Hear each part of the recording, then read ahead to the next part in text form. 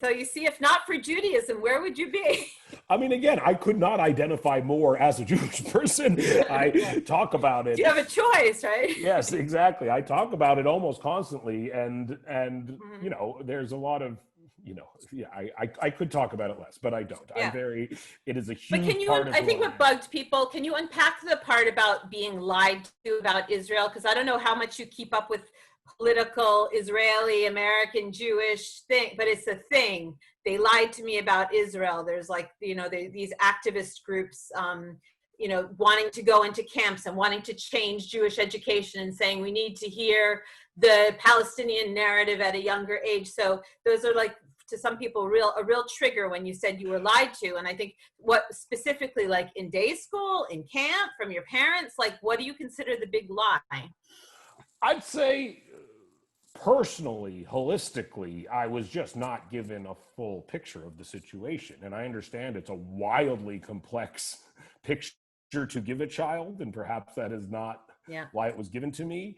But There was this abandoned desert and the Jews came and built a country. That's what you were told, basically? essentially, yeah, that's what me and many people I know were told. And again, I am not attacking, all I am attacking there is the education I was given about it. And I talked to my parents about it, actually, and I was just the other day, yesterday, and I was like, do you feel as though we were given that even available was a complete story? And they said no. They were like, yeah, we're looking back at the time, I think you were given a somewhat, a less complex view of the situation than maybe you could have been given. Right. And I think that is something that, we, as I look to Jewish people I know with kids, I think, they are taking it on themselves to try to paint a more complete picture of how complex a situation it is, Yeah. So I understand how that is upsetting, and how Jewish people wish I was given a better education about it.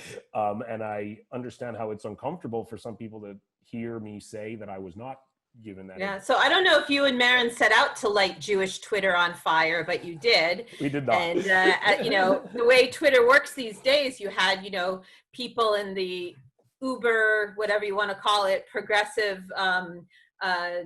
some would say anti-Zionist or elimination, whatever, forget the labels, but they're like, yeah, we won him over. In 2014, he signed this petition about, not criticizing Israel for Gaza. And now he's talking about how we don't need Israel because we should be spread out all over the place. Like basically, that was, and again, so they're cheering. And then you've got obviously the usual suspects, calling you a self-hating, miserable guy who should be disbarred from Judaism. So that's the way Twitter rages. I don't know if you did that unintentionally or not. I for sure did that unintentionally, and I'm very sensitive to.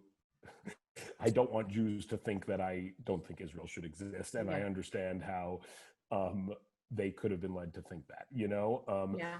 But I mean, the stuff about it being nuts to put all the Jews in the same place, that's, very common. It's not an uncommon to me, that is a joke I've heard Israelis make, and I understand absolutely, when the humor is removed from it, I understand how, if you take any comedic monologue and treat it as though it is not based in humor, there's probably some very questionable thoughts in there.